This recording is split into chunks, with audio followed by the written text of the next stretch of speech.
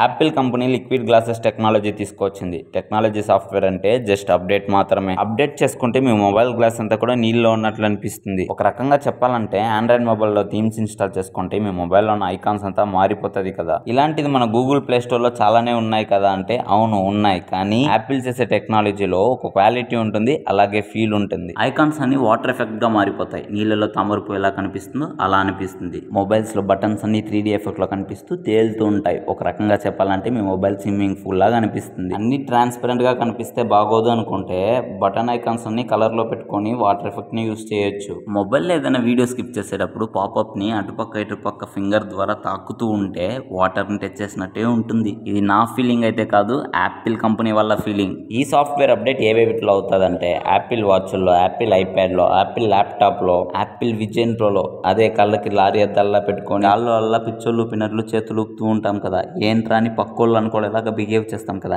అదే ఇవన్నిట్లో కూడా ఈ సాఫ్ట్వేర్ ని అప్డేట్ చేసుకోవచ్చు. ప్రజెంట్ అయితే OS 26 అనే పేరులో రిలీజ్ చేస్తుంది. అదే ఐఫోన్ లో అయితే iOS 26. ఇది ఐఫోన్ 15 Pro, 14, 13, 12 సిరీస్ లో అయితే ఉంటుంది.